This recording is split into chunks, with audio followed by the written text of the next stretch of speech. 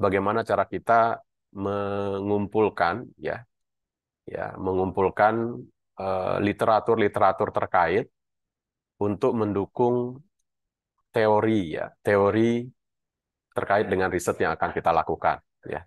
Jadi di dunia ini banyak sekali sebenarnya website yang menjadi sumber apa namanya yang memiliki koleksi artikel ilmiah ya. Salah satunya misalkan di scholar.google.com ya, atau biasa disebut sebagai Google Scholar. Jadi masing-masing orang di seluruh dunia ketika dia memiliki publikasi minimal satu saja, maka dia akan memiliki profil di Google Scholar atau Google Cendekia.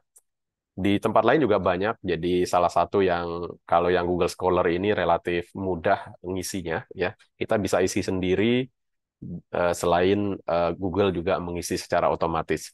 Kemudian ada juga namanya Dimension ya. Dimension ini setahu saya kita tidak bisa ngisi ya. Jadi ini langsung mengenerate datanya ya. Kita tinggal login saja di sini dan nanti kita bikin account, kita login, kemudian kita bisa cari publikasi kita itu di mana ya. Oke, itu kemudian yang cukup susah itu ada namanya Scopus ya. Scopus ini contoh Scopus, jadi isinya itu adalah daftar publikasi ilmiah, dan yang bisa masuk ini adalah artikel yang jurnalnya itu terindeks oleh Scopus. Jadi nggak semua boleh masuk ya, nggak semua bisa masuk, dan kita nggak bisa ngisi. Isinya itu otomatis ya, seperti itu. Ada namanya Web of Science juga yang lain, itu juga relatif susah untuk diikuti. Nah, untuk level S1 sebenarnya data-data yang ada di Google Scholar ini sudah cukup sebenarnya ya. Tidak perlu yang artikel yang terlalu tinggi kualitasnya gitu ya. Yang ada di Google Scholar saja gitu ya, itu sudah bisa. Di S2 mungkin kalau di Dimension ini dia beberapa data Google Scholar masuk, data Scopus juga masuk. Nah, kalau yang S2 dan S3 itu udah mulai harus memastikan bahwa referensi yang kita gunakan itu adalah referensi yang berkualitas ya. Tidak sembarang referensi boleh kita gunakan gitu ya.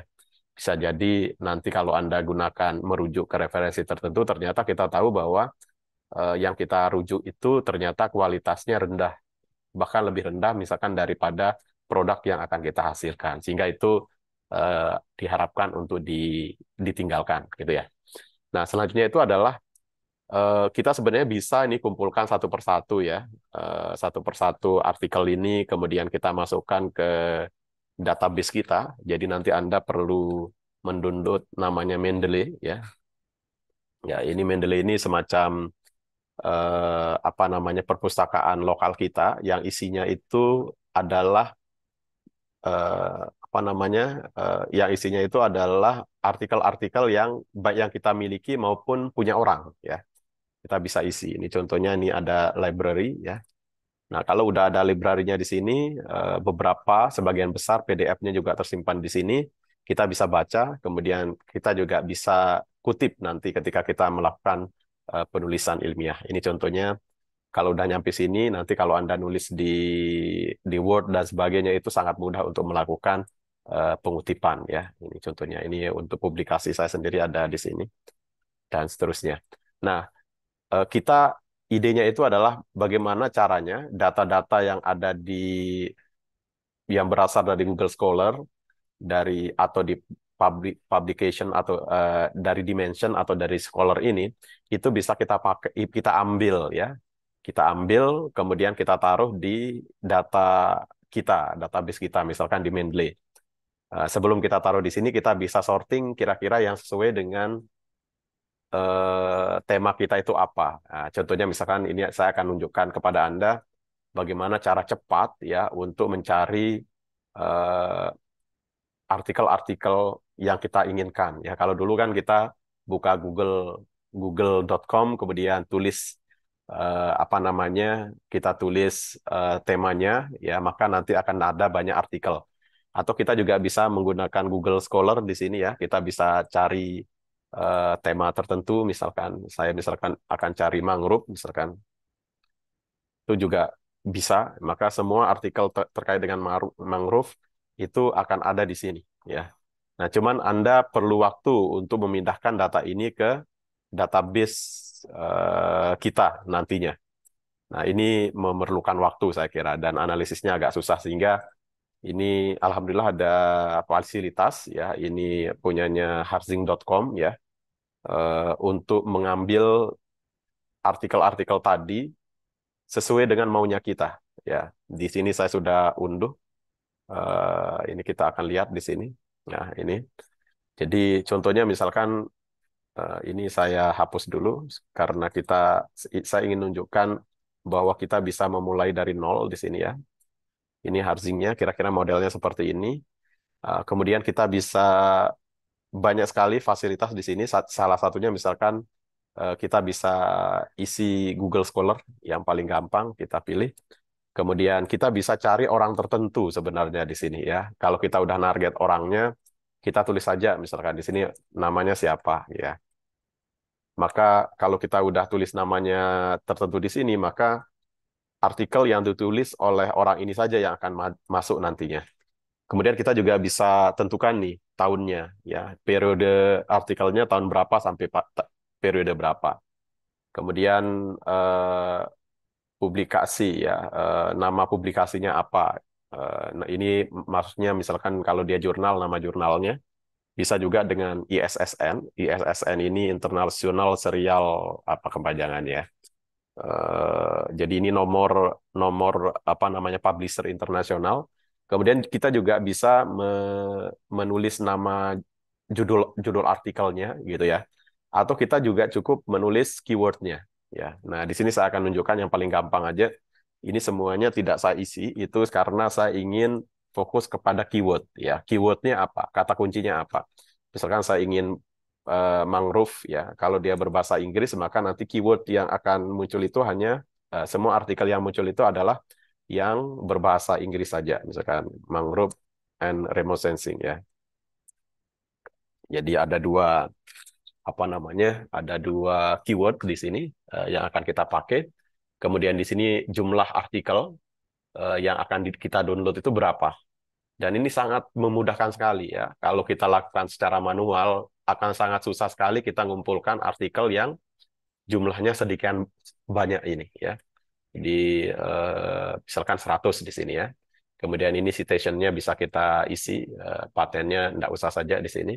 Ini Anda tinggal search saja di sini, maka semua data yang ada keywordnya mangrove atau remote sensing, ini ada, oke ini double ininya. Oke, kita clear all, kita ulang mangrove titik koma,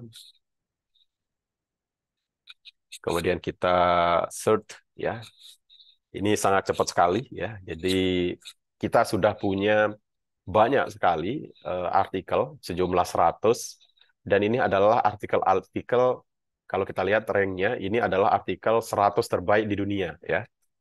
Yang ada ya, ada yang mulai kita cek ini ada yang mulai tahun 92 yang paling muda ya sampai tahun 2023 ya. Kemudian ranknya kita lihat di sini ada yang rank 1 nih, rank 1, 2, 3 dan seterusnya ya. Di banyak sekali apa namanya eh, artikel berkualitas yang sudah kita kumpulkan. Nah, kalau kita udah kumpulkan seperti ini, nanti kita bisa simpan hasilnya ya, kita bisa ekspor. Oke, jadi sebelum kita kita ekspor hasilnya ya, itu saya akan tunjukkan yang lain lagi. Jadi yang kedua itu adalah kita ingin ini sudah ada ya di sini. Kita bisa bisa search lagi. Anda klik aja di sini, kemudian Scopus misalkan. Nah, Scopus ini nanti datanya hanya berasal dari Scopus. Nah, di sini misalkan saya isi affiliation-nya itu Institut Teknologi 10 November.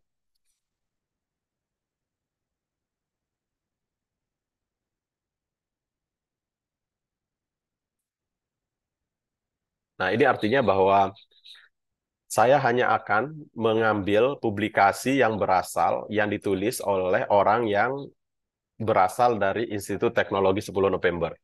Ya, jadi kalau saya search di sini, itu artinya semua publikasi dari ITS 200 terbesar itu akan diambil oleh dia. Ya, jadi ini sangat keren sekali sebenarnya. Ini tanpa keyword ya. Ini orang yang paling bagus artikelnya itu oleh Pak Wijaya dan seterusnya ya di sini ya. Seterusnya ini ada 200 di sini. Nah, selanjutnya adalah karena kita ingin hanya yang terkait dengan kita, kita bisa bisa bisa pilih sesuai mau kita, misalkan remote sensing, misalkan kita ingin cek orang ya yang menulis tentang remote sensing tapi asalnya dari ITS, kita search dan datanya ada di database Scopus. Oke, ini bisa dia nyari sekarang, ini cukup lama ya karena tadi kita tidak set jumlah datanya ya, jumlah data itu defaultnya itu adalah 200 yang diambil. Nah, ini jalan sebenarnya dia ya, jadi tidak tidak usah khawatir. Jadi dia langsung komunikasi dengan servernya Scopus untuk mengambil 200 artikel terbaik ya. Bisa jadi nggak nyampe 200 ya yang ada di ITS yang ditulis oleh orang yang afiliasinya ITS eh, dengan keyword remote sensing. Nah, ternyata tidak sampai 200 ya, hanya ada 84 ya, 84 saja. Ini ada beberapa ya hampir dari kita ya, ini teman-teman kita semua ya, ada nama saya juga di sini ya. Oke, seperti itu. Di tempat lain juga bisa kita add misalkan eh, apa namanya tadi misalkan profile di sini. Jadi kalau profile ini berarti kita target orangnya langsung. Saya ingin cari orang yang namanya saya ya.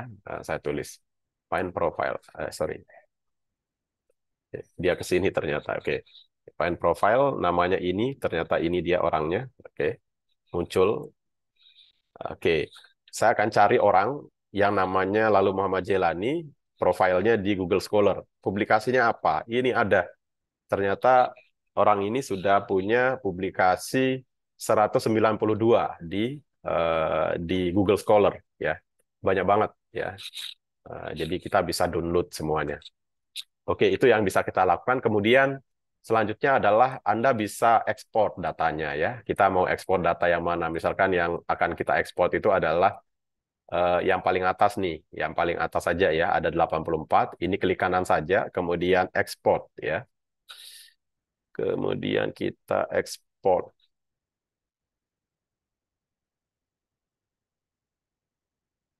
Sorry.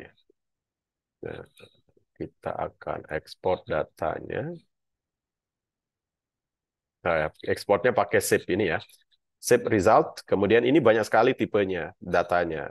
Yang paling aman itu kita pakai RIS ya, .RIS di sini ya. .RIS Red Manager yang ini. Kita pilih RIS, bisa juga BibTeX nanti. Kita coba, Anda bisa coba beberapa ini. Kita RIS saja, kemudian di sini ada di desktop, saya akan pilih tadi remote sensing. Remote sensing. Sorry. Sorry. Ininya remote sensing ITS ya. Oke. Oke, sudah terkirim remote sensing ITS. Kemudian Anda nanti buka Force Viewer ya. Force Viewer di sini. Create di sini kita akan create profile, kemudian kita pilih yang paling bawah. Nanti Anda cek beberapa yang lain. Saya tunjukkan yang paling bawah. Kemudian next, kemudian tadi format data kita itu RIS.RIS, kita ambil yang ini. Kemudian kita next, kemudian ini kita ambil nih data kita ya. Nah, ini data kita tadi itu ada di desktop, kemudian remote sensing, kemudian kita oke ya. Kita next. Nah, ini dia akan mencari, oh ini ternyata kalau dari Scopus dia hanya mengizinkan eh, titelnya saja yang dia ambil. Tapi kalau dari Google Scholar itu bisa abstraknya bisa dibaca. Oke, oke kita next. Kemudian ini kita biarkan aja. Nah, ini ada apa namanya jumlah keyword ya yang muncul. Itu kalau dia muncul misalkan di sini 10 kali, maka datanya akan kita ambil ya. Tapi kalau ada misalkan kita kurangi 3, Pokoknya dia pernah muncul 3 kali, itu akan kita jadikan keyword. Ini ada 19 apa namanya kemunculan, atau kita ini datanya kurang bagus. Oke, datanya kurang bagus. Kalau dua itu ada 19 keyword ya, dari semua data tadi. Kita ambil dua aja. Jadi nanti kalau Anda, karena kita akan apa namanya mengumpulkan data sedunia gitu ya, tidak kita set daerahnya gitu ya, itu Anda bisa menggunakan minimum number of occurrence itu sekitar 5 ya, 5 atau 10 itu sudah cukup. Nah, kalau kita isi dua di sini ada 19 yang memenuhi syarat, kita okekan. Nah, ini ada 35, 60%-nya 21. Dia menganjurkan 60% dari total term yang ada. Ini kita pilih semuanya saja ya. Nah, nanti kita bisa cek. Nah, ini adalah kata kunci yang ada yang tadi ya, di semua data tadi. Kemudian di sini kalau ada hal yang tidak sesuai itu bisa kita remove ya. Ini only data, terus misalkan ini evaluation, oke masih masuk, ini total ini tidak masuk. Kemudian Gresik juga tidak, eh, oke lah, enggak apa-apa, tempat ya. Surabaya oke juga, Indonesia case study nggak usah. Data juga saya kira enggak. Oke, data. Oke, kita oke kan, maka dia akan muncul peta seperti ini ya, peta seperti ini. Jadi ini adalah peta jaringan tema yang ada ya di data yang sudah kita pilih tadi ya. Yang paling banyak, paling besar itu artinya dia paling banyak kata kunci yang muncul. Ini ada Indonesia ya, kemudian ada analisis, ada data dan seterusnya. Makin kecil itu artinya makin sedikit muncul di riset kita. Ini contohnya yang chlorophyll concentration retrieval ini dari grup saya. Jadi dia kecil banget nih concentration estimation dan sebagainya. Kemudian kita juga bisa cek di visualization sini. Di sini kita bisa lihat bahwa ini legendanya ini adalah berdasarkan tahun ya. Anda bisa cek di sini. Kita bisa cek tahunnya ya. Ya, ini saya besarkan ya. Jadi yang kuning ini adalah riset-riset baru. Ini udah ada yang mulai meneliti tentang mangrove nih. Kita harus cek nih tahun 2021 ke atas itu udah ada yang meneliti tentang mangrove ya. Nah, nanti kita cek apa namanya artikelnya di sini. Kemudian kalau yang biru tua itu udah lama ini apa umurnya. Ini terkait dengan average publication. Ini kebetulan karena datanya tidak lengkap ya. Jadi apa namanya Scopus tidak mengizinkan crawling dengan model seperti ini ya. Hanya judulnya aja yang muncul. Tapi nanti kalau lewat lewat dimension misalkan itu lebih mudah sebenarnya ya. Lewat dimension dan lewat apa namanya Google Scholar. Oke, kita lanjutkan. Di sini jumlah kemunculan densitynya juga seperti itu. Jadi dia makin kecil itu artinya makin sedikit yang meneliti ya di ETS, dan makin besar bolanya ini berarti banyak yang meneliti tentang itu. Oke, itu untuk contoh yang remote sensing. Saya akan kembali ke sini untuk menunjukkan kita akan menggunakan data yang lain ya. Tadi kita udah punya data yang gede banget itu tentang ada mangrove ya di sini ya, misalkan ini. Mangrove ini kita klik di sini, kemudian klik kanan, kemudian save result, risk manager ya. Di sini saya akan pilih mangrove. Mangrove. Oke, kemudian saya oke, maka sudah tersimpan. Jadi sangat cepat ya. Jadi kita punya data yang tentang mangrove itu 100 data, itu sangat cepat sekali mengumpulkannya. Kemudian sekarang kita ke Force Viewer, Anda pilih create ya. Oke, yang tadi itu Anda bisa simpan nanti ya. Ini yang ini kalau mau dipakai lagi. Ini kita create, saya pilih yang ini aja. Oke, ini saya akan pilih datanya ya, Mangrove RS. Oke, ini abstraknya ini kebaca ya, jadi lebih bagus punyanya Google Scholar ya. Ya, oke, kita pilih. Jadi ini kita turunkan misalkan 5 saja. Nah, ada 27 threshold yang masuk. Ya. Jadi kita pilih semua termnya saja misalkan 27 term. Nah, ini ada banyak sekali kata kunci ya. Nah, oke, kemudian kita finish. Nah, ini ya. Ini dia. Jadi di networknya ini itu kita bisa cek eh, pemanfaatan remote sensing untuk mangrove ya. Ini kata kata kunci yang dipakai ada mangrove, mangrove forest, ada change, ada monitoring, ada sensing, remote sensing data, assessment dan seterusnya. Dan kalau kita ingin cek eh, apa namanya ininya dia tidak masuk ya untuk citasinya tidak masuk occurrence saja di sini ya. Oke, sini kita bisa cek berdasarkan tahun itu ini kebetulan datanya tidak banyak ya. Ini sebenarnya bisa kita cek sampai mungkin ada tahun 2023 ya di sini ya.